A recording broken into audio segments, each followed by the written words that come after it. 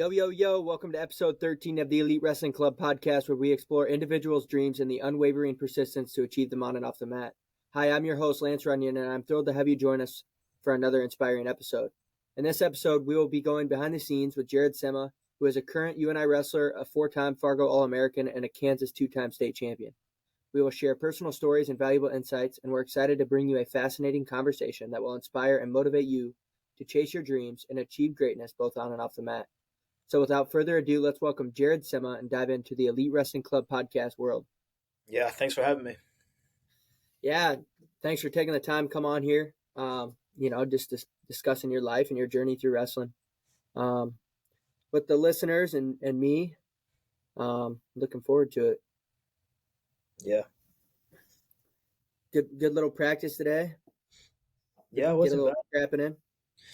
Yeah, I got to scrap with Foster and then Lujan and Parker, so that was pretty fun.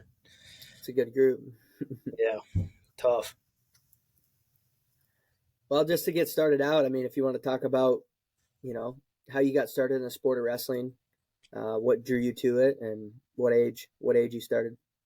Yeah, so my dad probably was the biggest influence on me wrestling. He wrestled for Oklahoma for about, I think, a year to a year and a half. And then he blew out his elbow, and then injury cut him short. But I think I started about 5 or 6 years old. And I didn't really take it seriously until my freshman year of high school, fall. So I was really into baseball. I really liked baseball. I thought, man, I'm going to go D1 for baseball, all this stuff. And then I started having like arm problems and, decided to quit baseball to pursue wrestling a lot more, and super grateful for that. It's been pretty fun.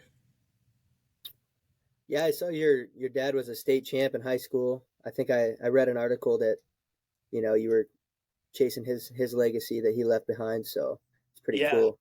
So my freshman and my sophomore year, I lost in the state finals.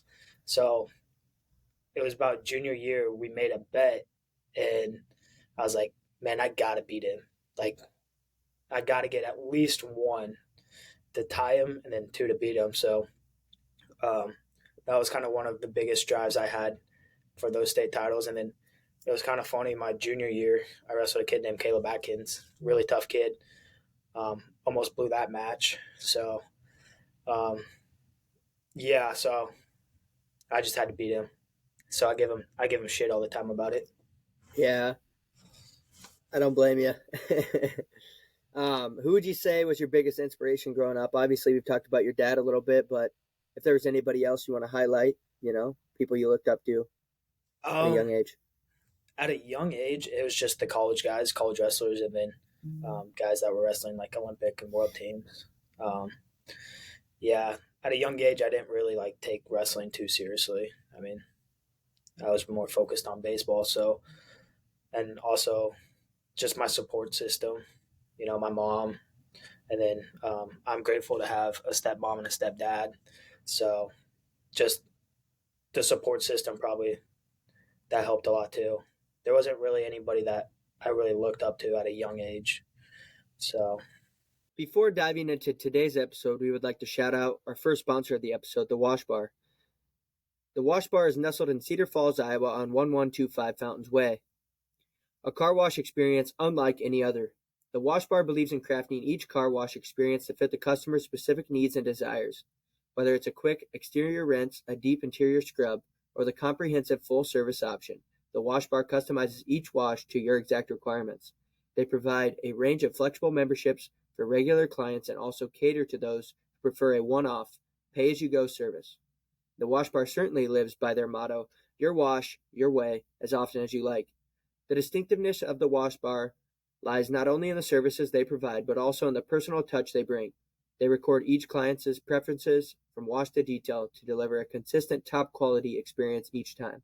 To make it even more convenient, their cutting-edge app and scheduling platforms retain these preferences, allowing for a uniquely tailored experience every time. Just like your favorite watering hole, the Wash Bar is your place where everyone knows your name and your car wash preferences. They even add a little extra charm with complimentary root beer for the little ones. At the Wash Bar, quality is their absolute commitment. They use the latest wash and detail technology to deliver an unparalleled level of cleanliness for your vehicle. Recognizing the chaos of everyday life, the Wash Bar firmly adheres to the belief that a clean car aids in maintaining inner peace. If you prefer to take matters into your own hands, they offer 24-hour self-service bays, including one specifically for larger vehicles. They provide an array of complimentary services like free vacuums, tire pressure checks, and an air hose to clean those tricky corners. What's more, they stock a variety of car wash and detailing supplies in the on-site shop. The Wash Bar, your friendly neighborhood car wash in Cedar Falls, Iowa, is committed to delivering a top-notch personalized wash and detail service. So why wait? Drive to the Wash Bar today and experience a car wash with a refreshing difference. Thank you again to our sponsor, the Wash Bar. Now let's begin today's episode. Shout out to those guys. That was my next question. Just talking about some of your biggest supporters and being able to highlight those people in your life. So Yeah, I've been super lucky to have extended family. Both my mom and dad chose great people after they split up or whatever. So I've been super thankful to have them and then their parents and all of those people. So super grateful for them. They're just a part of the support system too. They just want me to succeed. So it's been nice. yeah, and you have four siblings. Obviously between the two families now, right? And Yeah, if you want to just talk about growing up, what it was like in your household, having those younger siblings, older siblings. yeah. So I have an older brother. He just turned 23. Growing up, we used to get into a lot of fights, fist fights. We never really got along. And then my parents got divorced, and about like 10 years later, they both decided to have more kids, which I was like, at first, damn. But it's been having little siblings in the house has been really fun. Um, I never had sisters, so my dad had two more girls. So I get to see that side of just living with sisters, and my dad's became a little softy towards them. And then I have a little brother, so it's pretty cool to see him go through what I went through. He doesn't wrestle anymore, but he's a big baseball player, so it's cool to like go to his games and be like, yeah, I was out there at a young age, and it's cool to see all three of like my little siblings go through like sports and see them succeed and like the potential they have to be great. Honestly, I hope they're both all three of them are better athlete than I was. So um, yeah, I think that's all we can hope for our younger siblings. That's definitely what I hope for my brothers too. So, and I mean, and whatever they choose to do. So, yeah, it um, can be anything. Like I'm not ashamed my little brother doesn't wrestle. So I mean, whatever he wants to do and whatever my sisters want to do, as long as they succeed at it, I'm cool with it. so you kind of gave us a little rundown on your baseball journey. Were there other sports that you did as a kid? And if you want to dive a little bit deeper into your baseball journey and how that went for you. Yeah, so I actually played hockey like when I was 4, played hockey. Then I stopped playing hockey to wrestle, and then I quit. I played football, quit football about third grade. Um, I just didn't have the passion for that. And then baseball was just we were traveling all over the country by the time I was 8 years old, travel teams and going to all different kinds of states. So I got to experience a lot through baseball and all the great people I got to meet through them. And I mean, growing up with kids and seeing them now, like kids I've played with, like they're getting drafted and going D1, playing at big schools during the College World Series, or just getting to the majors. And it's cool to see like the people I would have been around like succeed too. And um, baseball was really fun. It was hard. I mean, I was I started catching my 7th grade year, so I kind of fell out of the love with the sport until I started catching. Then I fell back into love for baseball. So it's kind of shown me, to be tough. And it's 100 degrees out, and you got that catcher's equipment on, and you're getting banged up with foul balls and all that stuff. So Um, it was fun, yeah, for sure. Yeah, I quit baseball after seventh grade. I wasn't wasn't for me, but you know, um, what happened to your arm? Did you say? I just had elbow problems, I mean, I was involved in every play, throwing the ball or something. So I was having elbow problems, and then I had some problems in my knees, um, just the tendons and all that in my knees. Uh, the elbow problems, they still come back every once in a while. When we play dodgeball before practice, and I'll throw hard or something, and I'll be like, oh, damn, that kind of hurt. Kind of Yeah, my coach. next comment was going to be about your dodgeball skills. You know, obviously you throw heaters. I think we all kind of knew you came from a baseball background after you're seeing your arm for the first time. Yeah, yeah. So sometimes I gotta just wind it down a little bit, not throw so hard, but also I kind of want to pelt kids. So Yeah, so you said you committed to the sport, you know, like really after your freshman year once you quit baseball, but um, you know, growing up, was there a specific club or a coach that you went to or that helped you out really in your early journey of wrestling? yeah, so I had a couple. Uh,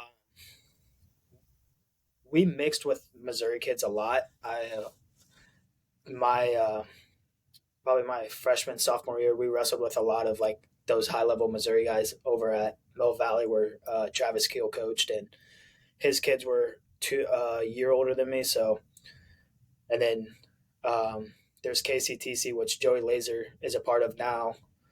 He came down to Kansas City. So, and then Clint Slider, and I got I had Ken Kepley, who's the Pratt community coach.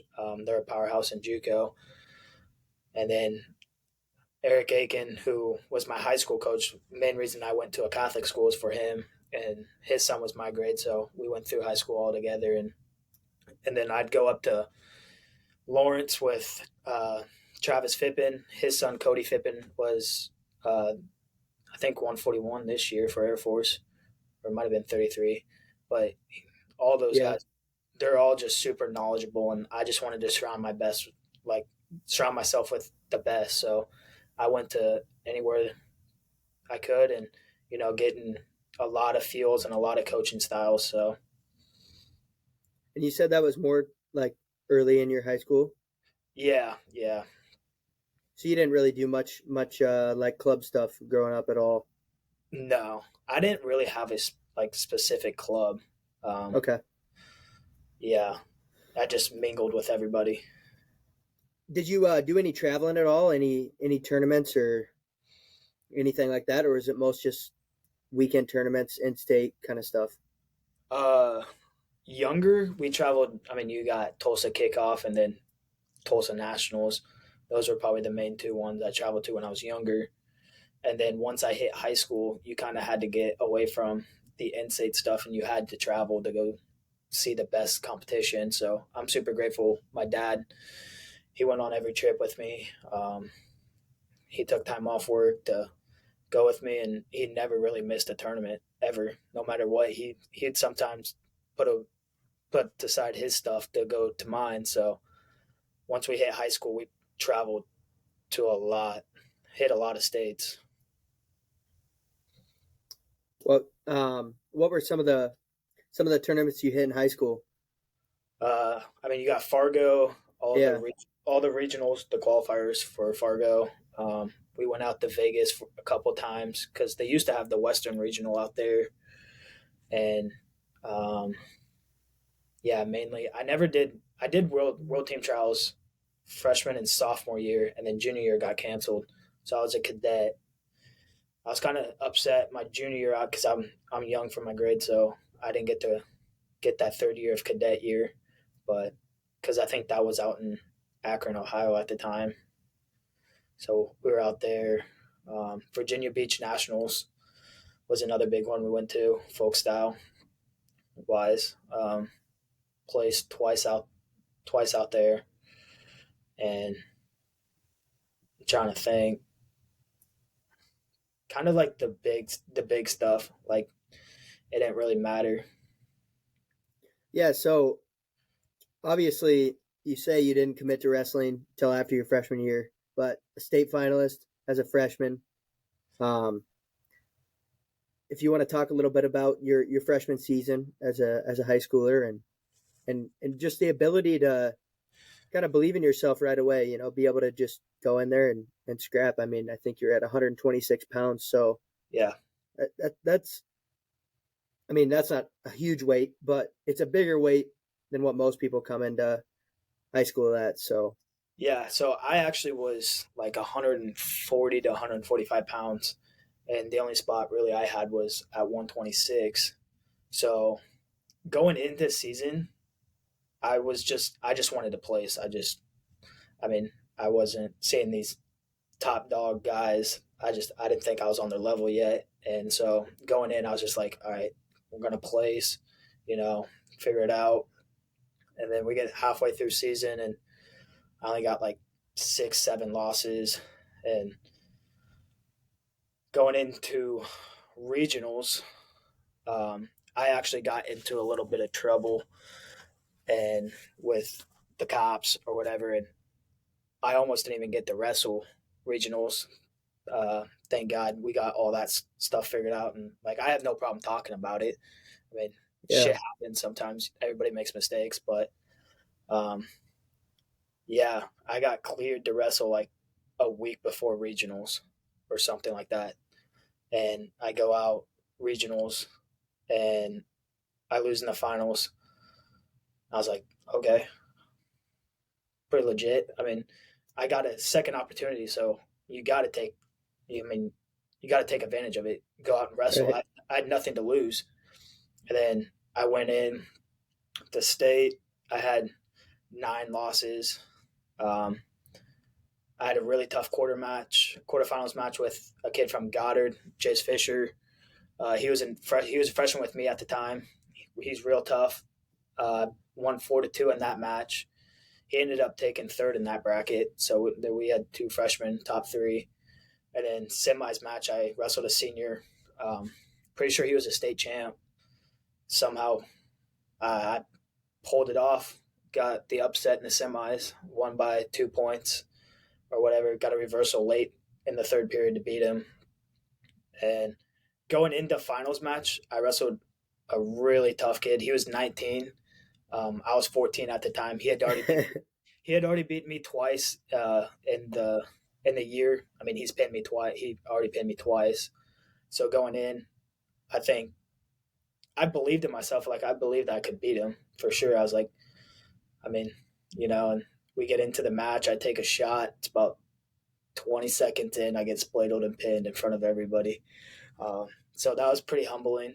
But yeah, freshman year, it was just it was kind of a mess. And then after losing in the state finals, it was like, all right, I got to get my shit together and start taking this seriously. Right. So, if you don't mind me asking, did this little trouble you got into involve some Skittles? Yeah. We, every day after school, we'd go in and we'd just steal stuff from the convenience store right down the road. And they caught us because we drove one time and it was at a quick trip. So they didn't, um, they have a no chase policies, but they had our license plate or whatever. And we left for a tournament that weekend, and the cops showed up to our high school looking for us. There was about 3 or 4 others of us that were in trouble, and um, yeah, we get back, and then we get told the news, and we're like, "Uh oh, like this ain't good." Yeah. Thankfully, we just had to go in and pay for everything that we took, and it kind of helped that I was so young at the age, and those guys over at Quick Trip, they're like, he's young, and everybody makes mistakes. So we just had to go in and pay. And I don't think I've ever stepped foot in a Quick Trip since, if I'm being honest. I learned my lesson. I don't blame you. Yeah, I learned my lesson. So obviously, getting pinned in the state finals probably kickstarted you a little bit for your sophomore year. A little more motivation, a little more determination. You said that's kind of when you you fell in love with the sport. If you want to talk a little bit about that, quitting baseball, really deep diving and jumping into wrestling. Yeah. So after I lost in the state finals freshman year, I started doing freestyle and Greco. It was the first summer I've wrestled freestyle and Greco. So I was learning a lot of new stuff, and going into Fargo, I lost in the blood rounds. Uh, I think I wrestled 132 pounds. I didn't wrestle 126. I went up. I lost in the blood rounds to Jackson Smith from Georgia. Real tough kid. Actually, I lost to Connor Thorpe on the front side there. It's a kind of funny story. I was up 7-0 on him, and he 360 doubled me right into a leg lace, and then he dice rolled on me. So I'm teammates with him now, so it's kind of funny to see like all that stuff. And then Uh, yeah, and then I I got hurt in that blood round match for freestyle because freestyle was first, so I didn't wrestle Greco um, at Fargo. And then after all that, yeah, I was like, gotta take it seriously, gotta do more work, and I had the support system, and I just jumped on board, and people who took me in, they took me in, and super grateful for them. yeah, I mean, if you want to talk about your sophomore year, obviously, you know, state finalist again as a sophomore, 145 pounds now. Yeah, You a lot of growth happening there. So, want to talk about making that jump and yeah. So sophomore year, I was like, man, screw cutting weight. I think too many kids nowadays they cut too much weight, and you don't really need to. So I was like, I'm gonna jump up to 3 weight classes or two. I don't know. I was like, I'm not cutting weight. Um, go into the high school season. I think I was ranked top 6 in the state or something, and I kind of just I took off. I mean, I was I had one loss going into this state tournament. I had a really good year. Um, I lost once in Council Bluffs to Nick James, which he was pretty tough Iowa kid or Nebraska kid. you know, So I was like going into the state tournament. I had one loss. I was like, all right, it is what it is.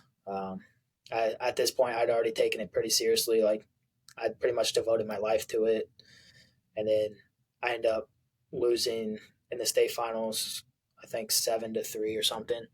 I kind of got whooped. Didn't create no offense or nothing. So I was like 52-2 that year or something.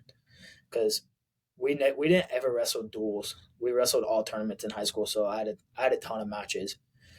So, and then after the state tournament, I was like, freestyle Greco, let's go. Like jump right into it, and I started training with all those Missouri guys, and just kind of like just making each other better, and just having people around you that want the same goals as you.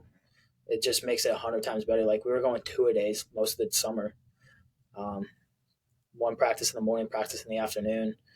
Just really grinding, getting each other better, and we get into Fargo that year, and I I'd won a couple regionals, and I think I was seated pretty high at Fargo,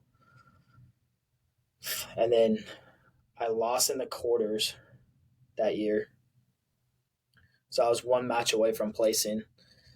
Um, I had a real tough kid in the blood round. I pulled that match off. I forwarded him with like 3 seconds left to win. I think wow. I was down 3 or something. I forwarded him with like 3 seconds left. I got banged up in that match, and so I ended up taking 7th that year. And then on the Greco side, that I ended up losing the national finals to RJ, who's a teammate, my roommate or whatever. And I was shocked. I was like, you know, I didn't really have the love for Greco, but I just did it, and I ended up losing in the national finals to him. Um, he teched me though, so that kind of sucked. But Yeah, I mean, if you want to talk a little bit about wrestling RJ, obviously you guys wrestled in both freestyle and Greco. There was actually a video that came out on Flow today. It was like, hey kids, like if you wrestle or lose in freestyle, you can get them back in Greco or whatever. And it was yeah, you like fiving RJ, and then RJ getting a gut wrench on you in the national finals to win the match. yeah. So we wrestled at cadet duels earlier that year. I teched him in freestyle, and then we end up matching up in on the front side in freestyle at Fargo, and I fived them. I think, or I foured them, then fived them, then got a push out. It was like I kind of just like shell shocked him. I think he was surprised. You know, he's a tough competitor, and I was his only loss that weekend. Like he lost to me on the front side in freestyle. He ended up coming back, taking third in freestyle, and then he ended up winning in the Greco finals. So I was his only loss that weekend. So it's kind of a cool story to see. Um, you know, I mean, Flo is right. You know, who cares if you lose? You know, backside warrior, and then he got. I'm pretty sure he got OW in Greco that year. Going into that finals match, I knew he had a really tough gut. So if I got put down first, I was pretty screwed because I have no gut defense. So he got put down first, and I kind of looked over at the corner, and I just was like, "Yeah, well, it was a nice run. I know, probably not good to say I gave up.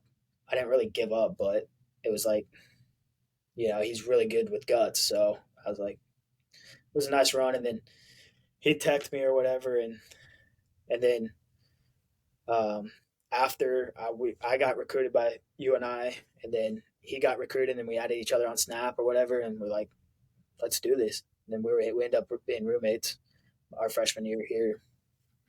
Yeah, So it's a pretty cool story. Um, I mean, we've had a lot of guys like on our team, you know, especially with a lot of Iowa guys wrestling each other growing up and stuff like that. But yeah, it's cool to see that on the national level too, you know, and then being teammates and roommates and now making each other better at the Division 1 level. So obviously, it was a huge breakout summer for you. A lot of confidence being built up from that, and you want to talk about your next 2 seasons. You had 2 dominating seasons, 2-time state champ. You made a big jump, and you kept your focus and that determination. We kind of already talked about, you know, just deciding that you want to take it seriously and putting in the work to do so. yeah. So going into my junior year, I was ranked. I'm pretty sure I was ranked by Flow. I was ranked in the country or whatever, and I was like, yeah, this is my year. Um, there's nothing really stopping me going into the high school season. I really wasn't touched by anybody. Um, I ended up winning in the finals that year, and junior year was the year COVID happened. So we got we got lucky because I or the state tournament was like 2 weeks before everything got shut down. So I was 2 weeks away from not even having a second or that first state title. So I was pretty grateful for that opportunity. Wrestled a really tough kid in the finals. I ended up winning. I got a late reversal again. Won, I think 4-2. And at that time too, I was already committed to UNI. I started the process pretty early. I took all my visits in the fall of my junior year, and I wanted to get it out of the way so I could focus on the ACT because in high school I wasn't a very uh, I wasn't very good in school. I didn't have the best grades or whatever.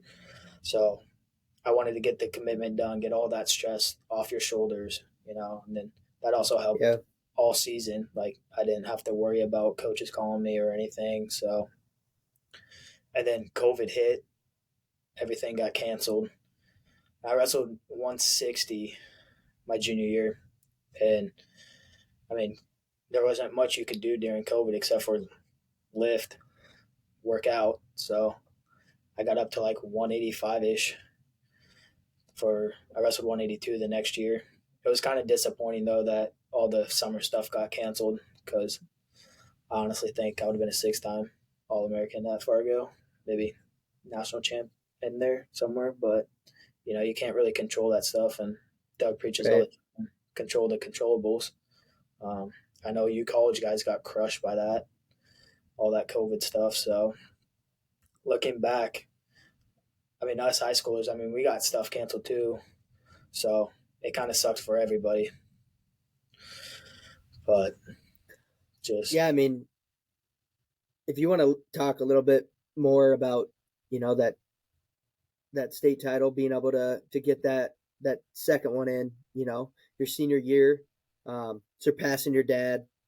It's pretty cool. And then did you wrestle at, was it Virginia Beach or NHSCA's? Was that your senior year? I ended up not going to Virginia Beach my senior year because I was hurt. Okay. Um, yeah, so I wrestled Virginia Beach sophomore and freshman year. I took Okay. third. I took third both times out there. Or no, I took fourth. Yeah, I took fourth out there, not third.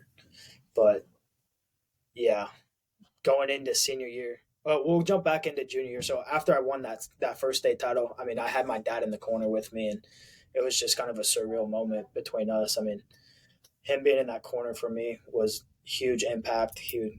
After the match, I ran and jumped and gave him a big hug, and and I told him, I go, that's one. I mean, I caught you. I'm gonna pass you now. So going into senior year, all the COVID stuff was still happening, so I didn't know if we were even gonna get a senior year, um, especially in Kansas, and so we had so many restrictions and all that stuff going into senior year, all that outside noise that you can't control. So senior year is like, I don't know, I wouldn't say, I really wasn't worried. Like, if we didn't get to wrestle, so be it. Like, you can't control what COVID does, but we end up getting to wrestle, and they changed our state tournament to one day. They reduced the bracket, so we had like a pre-qualifier, then you had regionals, and then you had the state tournament, just so you didn't have that many people in a venue at a time or whatever. And one day tournament, and I ended up beating the kid in the finals. I almost blew that match, actually. I was kind of worried. Uh, I beat him late in the third period to get that second title, but just super grateful that we even got that tournament. Um, you know, so and then after that match, I told him, I go, yeah, I beat you. So, but now we're even back to, we don't, either one of us have national titles, so that's the next step. Before we continue today's episode, we would like to give a shout out to our second podcast episode sponsor, Iowa Ortho. Iowa Ortho is a premier health service provider located in the heart of Iowa, dedicated to offering top-tier orthopedic assistance to both the local community and beyond. The expert team at Iowa Ortho provides all-encompassing care to address a wide array of orthopedic challenges such as sports injuries, arthritis, and many more. Their chief aim is to support patients in restoring their comfort and enhancing their overall quality of life. The ease of access to Iowa Ortho's services is a crucial aspect, as they have established a network of 9 easy-to-reach locations throughout the central Iowa. Be it a quick consultation or a thorough treatment plan, scheduling an appointment is a breeze. You can navigate their well-structured website at www.iowaortho.com to book an appointment online, or simply dial 515-247-8400.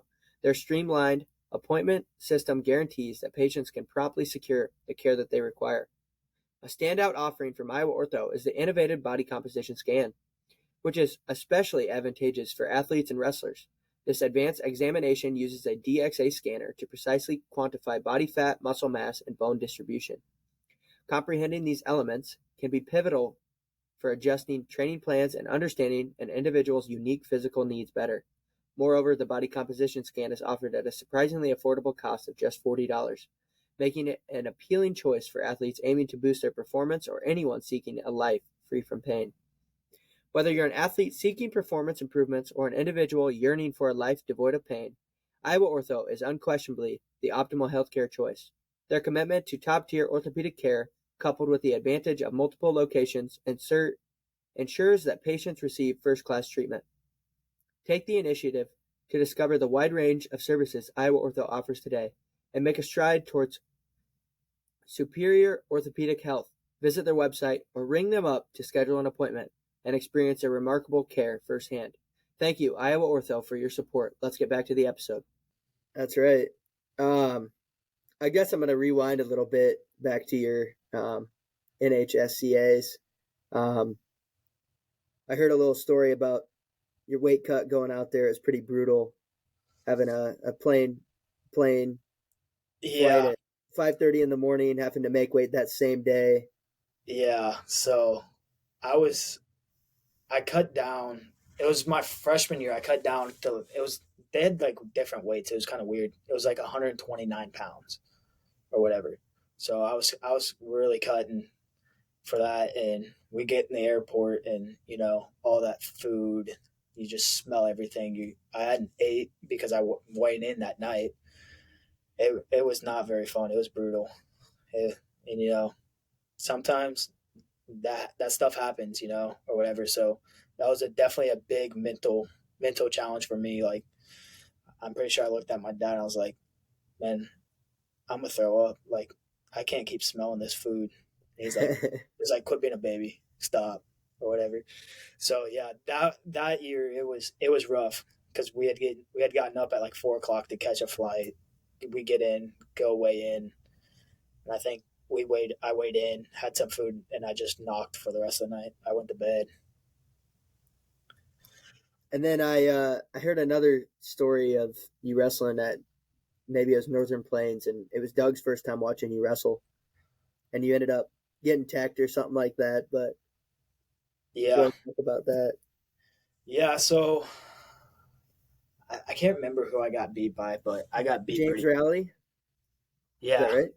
Yep, that's who it was. Yeah, he put it on me pretty bad, and I saw Doug was in the corner, and I was like, "Uh-oh, I ain't getting recruited by him no more." I'm pretty sure because they can't talk to you or whatever, but they can talk to like your parents and stuff. And Doug didn't care. He didn't care I lost that bad or whatever. And that's the greatest thing about this coaching staff is they don't give up on you like that. And so, yeah, I was pretty embarrassed. I saw it because I'm pretty sure he came out there and to see me, and I ended up pooping the bed or whatever, and I wasn't too happy, and I was pretty down on myself. I was like, man, I just got teched in front of a D1 college coach. Like, what am I doing? And then in the end, it really didn't matter.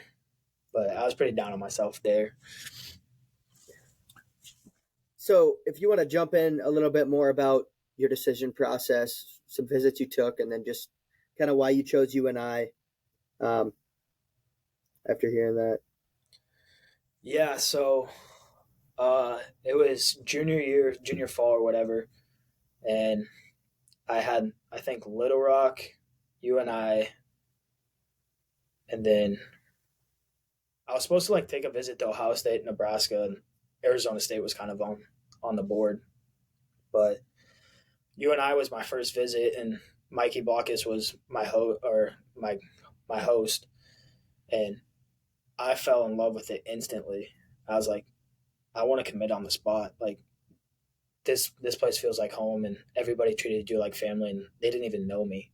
Like, everybody was so nice. They come up, shake your hand, introduce themselves, and just really respectful. And I was like, I want to commit on the spot.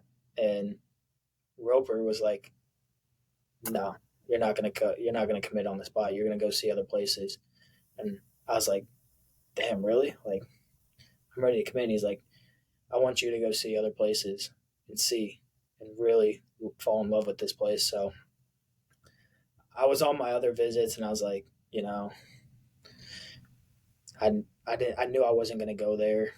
I had already kind of made up my mind for UNI, and then I was literally about to commit, and the NDSU coaches, North Dakota State coaches, they texted me. It was like, hey, can we get you on a visit this weekend? And I was like, at first I was skeptical about it. I was like, eh. And then I talked to my dad about it, and he's like, "Yeah, let's go do it or whatever." And I get up there, and I kind of fell in love with that place. I really liked it. I mean, I didn't mind their coaching staff. It was I liked it, and um, I leave that place, and I'm like, kind of don't really want to talk about the money side of whatever, but I was like, man, if you guys just offer a little bit more, I'm you, and our coaching staff, they figured it out, and it's a lot closer to home. So I think Right. my mom was pretty happy about that one. She didn't want me moving 12 hours away. Yeah. Yeah, so it was kind of interesting because I was ready to commit on the spot. I was like, give me the papers, like I'll verbally commit right here. And my dad, he was like, once you verbally commit, you're not going to switch up, and you're not going to go on other visits and talk to other coaches or whatever. And that's one thing I really respected. Like, once I'm all you, I'm going to be all you. And so it was super interesting. So Yeah, I mean, I think that's big, that level of commitment, being able to hold to it, stick to it, especially being as young as you were, coming on your visit at 15 years old or whatever it was, and really, deciding right then and there that that's what you wanted to do yeah, in 2 years. And it's like, it's a big decision, but I really think you were coached through it the right way. I mean, getting told to take those visits, um, well, yeah, and and like then another big part of all that stuff was the coaching staff here. They didn't put any pressure on me. They're like, yeah, go see other schools. We're not. You don't have like a time limit. You have to commit. And I was like, that was probably one of the biggest things. I was like, okay, that's kind of cool. Like they're not going to pressure you, or because it's kind of like it's life changing. I mean, it's the next 5 years of your life. So hearing them say that stuff, I was like, man, I really love this coaching staff, and I think they're one of the best staffs in the world, and I'm super grateful I committed here. yeah, I mean, and then moving into your redshirt year, obviously a lot of growth and development happened. Training with guys like me and Parker, and I mean, getting to start wrestling with guys in your class a little bit, and having Yant around, and Yeah. So I mean, you guys are the best. I mean, I came in freshman year, and you guys took me under your wing, and you kind of showed me the ropes. And that year was rough. I mean, I was getting my ass kicked every day. I don't think I got a takedown in the first like 3 or 4 months. Like it was just a really big difference. And you guys would come talk to me after practice, be like, just stay the course, and just trust the process. You're gonna be fine. And once you, as an athlete, you got to get over that fact. Like you're gonna take your lumps. I mean, I came into college 18 years old. You guys are what 22, 23, or whatever, and of course I'm gonna get my ass kicked. Like it's what makes you grow. So once I got over that fact of, oh, I'm gonna come in and be top dog and whoop you guys, like that's not gonna happen. So after redshirt freshman year, um, being around you guys showed me a lot, and you know, being able to work with the staff, and Roper's my guy, and so um, definitely a lot of levels jumped after that year, and a lot of lessons learned, and just staying the course. Like it's gonna be tough. So that's good. It's good to hear your insight on that, and some takeaways. Just being able to trust in that process, and stay the course, and really just get through what's ever thrown your way, and yeah, not letting it be discouraging, and trusting that. So no, and like I didn't have a bad redshirt year. Wrestling in the freshman sophomore divisions at most tournaments, I think I ended up like 13-4. Um, the biggest thing was for me, we went out to Daktronics, and I go 0-2, and I hadn't gone 0-2 in a super long time in my wrestling career. So I think that was one of the biggest lessons too. And you know, once once that stuff happens, you just got to move forward. And you know, the coaching staff, like they didn't give up on you. Like, who cares? You went 0-2. Like, you're gonna get better. They they're more long term than short term coaches. Like, they're looking at your future in 3, 4, 5 years, and they want you to be a better person at the end of those years and succeed in life. Like, it's not always about wrestling. And well, I mean, we can talk more about like those talks after the trials tournament I had this year. I mean, I went 0-2 at junior trials. I ended up first round, lost to the guy that made the world team, and then I lost to Tay Piccolo on the backside. And I was I was pissed. And Roper comes up and he talks to me. He's like, we were sitting outside. And he goes, "Is the sun still up?" I'm like, "Yeah." And he's like, "It's gonna keep like the sun's gonna keep coming up, and it's not always about wrestling. Like, yeah, we devote a lot of our lives to it, but like, there's more to wrestling." And so we had a really good talk, and you know, out of that, I'm like, yeah, it's like there's way more to life than wrestling, and you know, Before wrapping up this week's episode, we would like to give a shout out to our final sponsor, Mulligan's Brick Oven. Mulligan's Brick Oven Grill and Pub offers a dining experience that guarantees great tasting food and a memorable time. This establishment provides a warm and inviting atmosphere, allowing guests to choose between the energetic ambience of the pub or the more tranquil east wing of the restaurant. Positioned between 18th Street and the Cedar Valley Prairie Trail, Mulligan's enjoys a central and convenient location that appeals to both local residents and visitors. When it comes to their menu, Mulligan's showcases their dedication to delivering delectable and inventive cuisine. With a specialization in brick oven pizza, they present a range of progressive pub fare that caters to diverse palates. Whether you prefer traditional favorites or unique culinary creations, each dish is meticulously crafted to ensure exceptional quality and flavor. Notably, their brick oven pizzas have become a beloved choice, blending the timeless essence of classic pizza with a distinctive twist. And in addition to the outstanding food selection, Mulligan takes pride in their extensive beer menu, designed to perfectly complement their dishes. Whether you lean towards light or dark brews, malty or hoppy flavors, they offer a beer selection that caters to individual preferences. Operating from 11 a.m. to 11 p.m. on Sundays through Wednesdays and extending their hours until midnight on Thursdays through Saturdays, Mulligan's provides ample opportunities to relish their culinary delights and explore their diverse range of beers. Thank you again to Mulligan's Brick Oven Pizza, Grill and Pub. Right, and they see your potential, and I think that's the biggest thing. They're not going to be hard on you because you lose a couple matches. I mean, as long as you went out there and gave your best effort, I think our coaching staff's second to none when it comes to anything, but especially just being able to facilitate a conversation like that, being able to tell a guy, the sun's going to come up tomorrow, like everything will be okay. We'll get right back to work, and yeah, and that's all it really is. I mean, it it, yeah, it can't be bigger than that.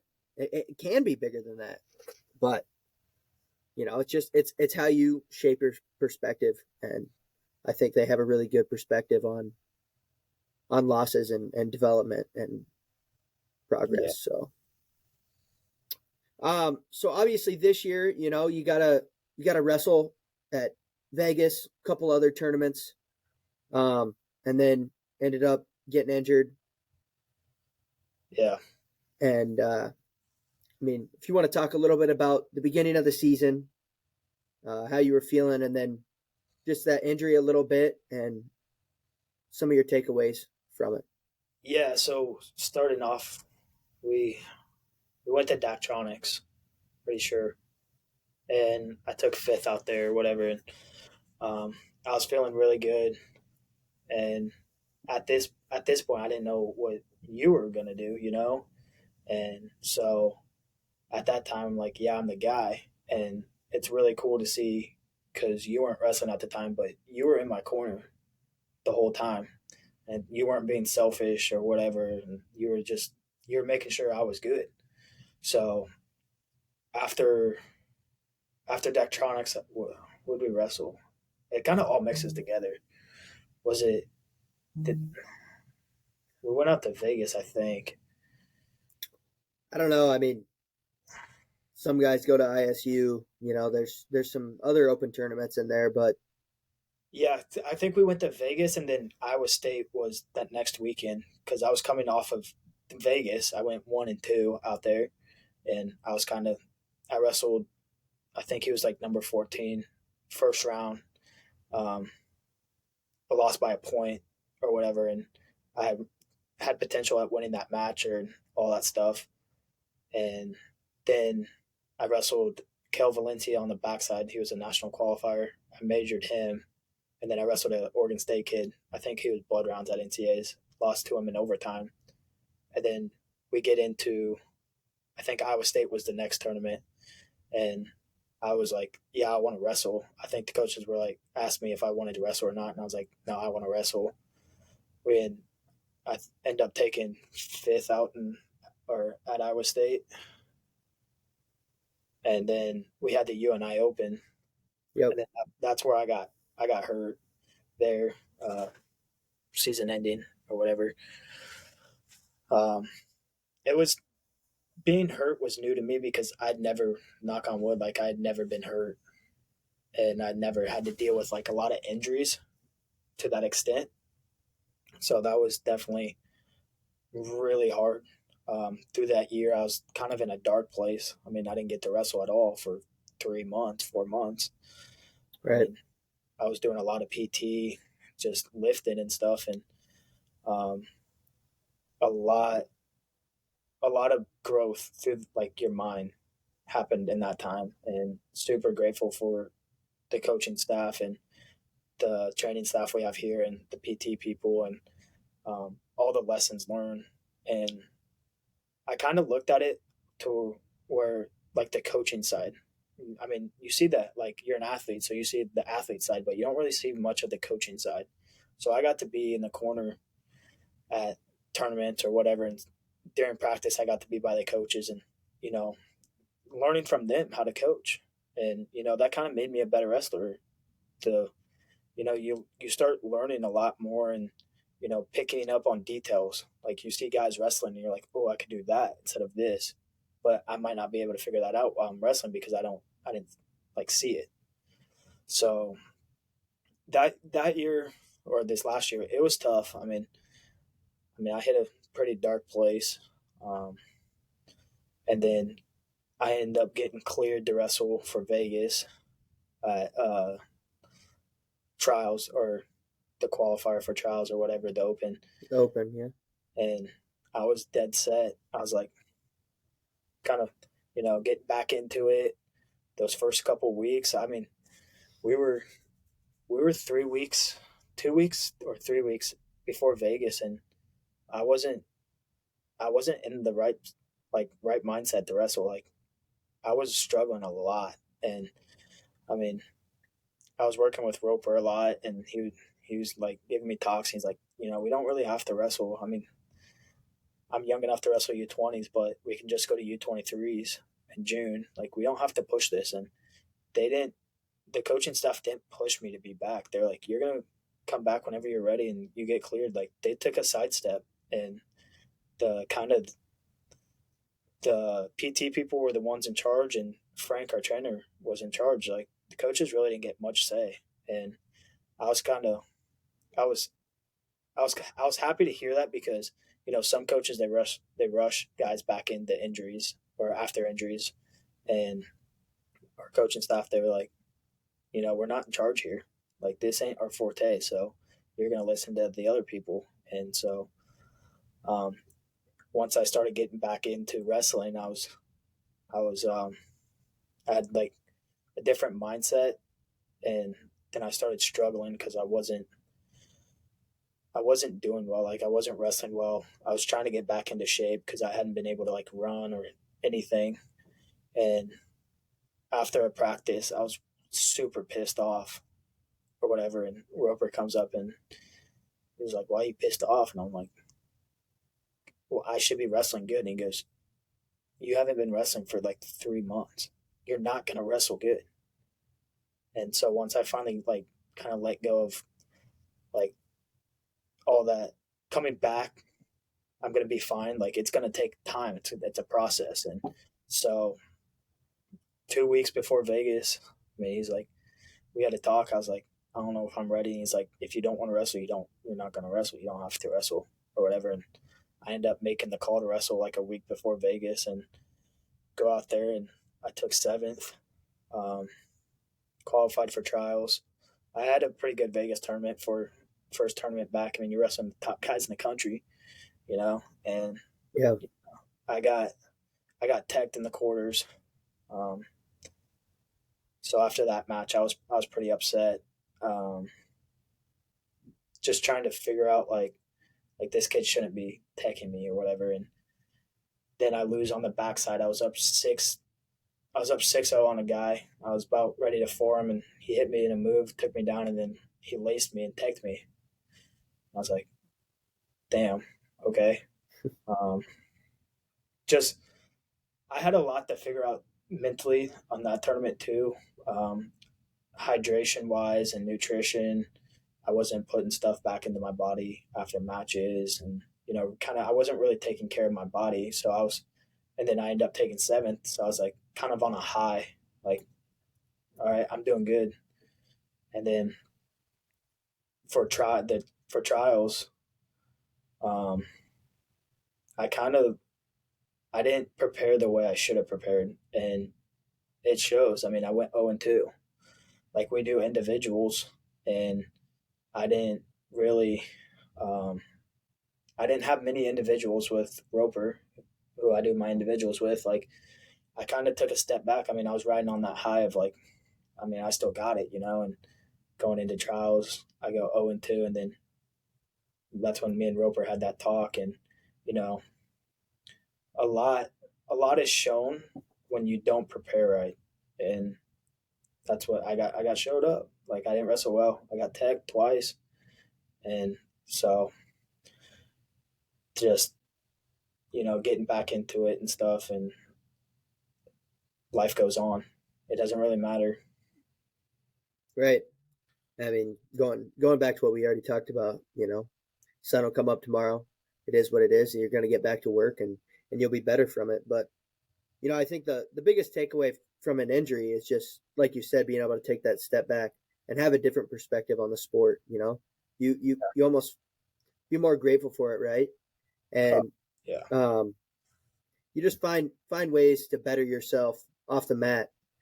Um, I feel like it's a little misconception that the only way to get better is to be on the mat every day, 2, 3, 4 times a day, whatever it is. And there's so many other ways to really better yourself, not only wrestling wise, but also for your future. Your own mindset. You talked a lot about your mind. yeah. I Having mean, a lot of struggles internally. That's a huge part of it. You know. yeah. That was the biggest thing for me is like I wasn't able to practice or wrestle or anything, but I could win the battle in my head. Like that was my practice was the mental side of everything, and we talk about like you just talked about like how you can get better outside of wrestling. I hate the cold tub. Like I absolutely hate cold water. You know, I got in that cold tub almost every day to that's just a challenge that you could win or whatever. So winning stuff outside of wrestling was probably one of the biggest lessons I learned, and just stay in the course and stay focused. Yeah, and too. I mean, I feel like one of the hardest things to do when you're injured is really showing up. Yeah, You're not going to be able to wrestle. Things are going to be different. Vibes are going to be a little different. Um, and I feel like the hardest thing to do is to really show up. And I feel like once you're there, then you can kind of talk yourself into it. Like, oh, okay, I can go get this workout in, or oh, I can do this, and yeah, really, just find a way to get better. And I think once you're there, it's easier to find a way to get better. yeah. Sometimes. There's always something you can do when you get there. Like you just said, the biggest thing was just showing up and getting over the fact that yeah, I have to watch practice, but they're practicing. Why can't I go do something? Like we have the Airdyne bike. I just hit it just arms, no legs. Like just stuff like that. Like you just said, once you show up, it's easier to find something to get better at. or whatever. And sometimes I'd watch practice. I mean, that's how you get better. You just sit and watch guys, and just learn. And, um, it sucks, but it is what it is. Injuries happen. If you didn't know, at EWC, we specialize in custom gear and team apparel, creating unique and personalized experiences just for you. Don't wait another moment and unlock the potential of your team's identity with our expert services. Visit our website now and let's begin the journey together. To get started, go to our website, which is elitewrestlingclub.store, and follow the 3 simple steps. Complete the info form, design, order, and complete the shipping and handling. It's that easy.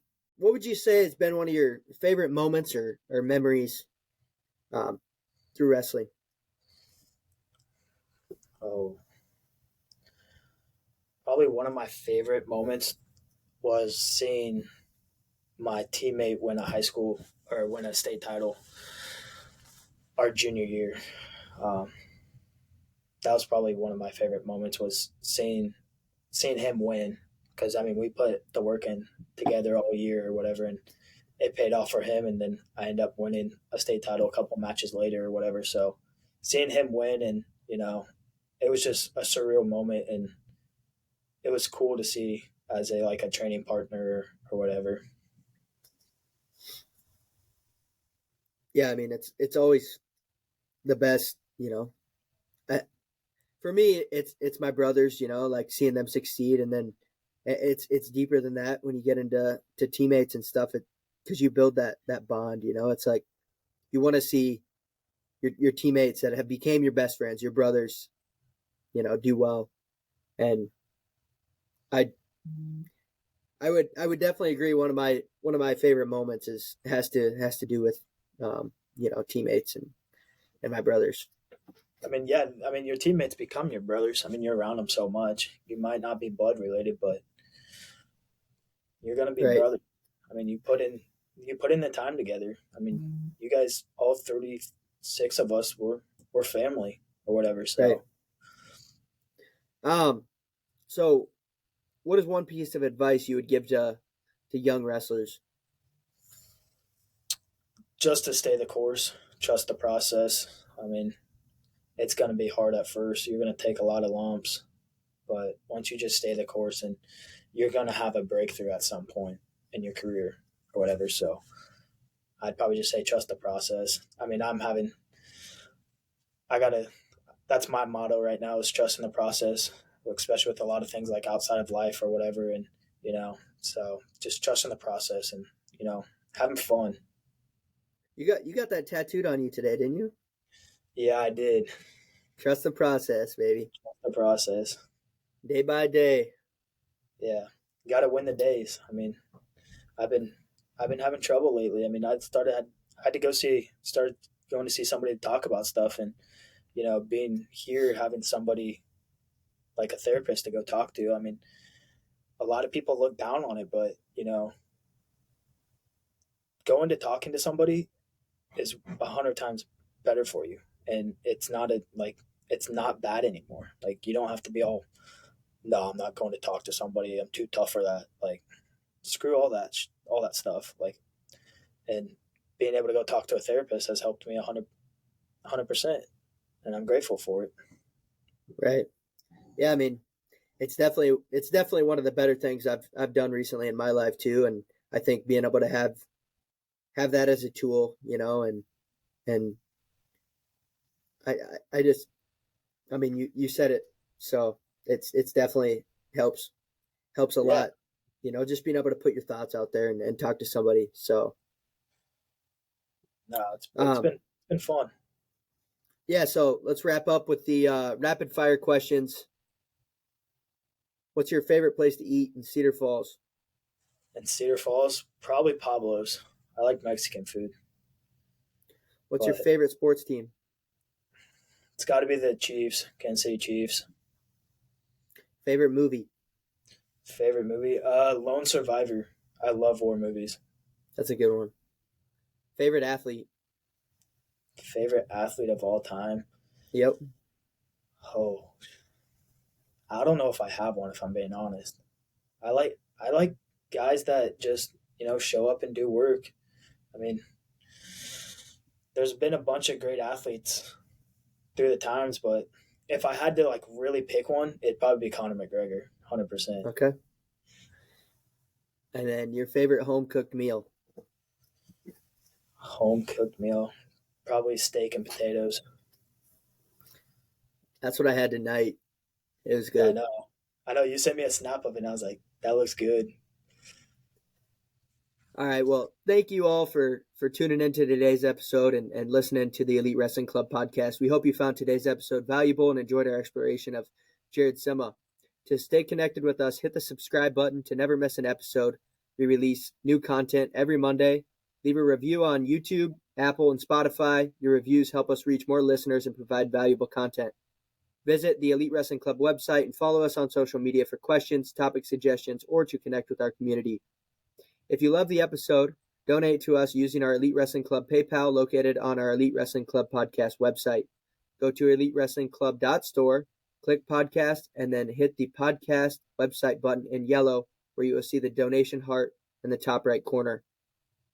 Currently, these donations are going to a trip that the founder, Garrett Mole, and I will be taking out to Colorado Springs to a conference. We're working with Zach Homel at the Do Hard Things conference, and it's going to be a great experience. We look forward to going out there, and we're taking all the donation money right now that we can get to, fund our trip to go out there and try and grow EWC, set up a booth, get our name out there, and start networking a little bit more. So just want to say that exciting episodes are on the way. Stay tuned and join us next time for more inspiration. Thank you for being a part of the Elite Wrestling Club podcast world.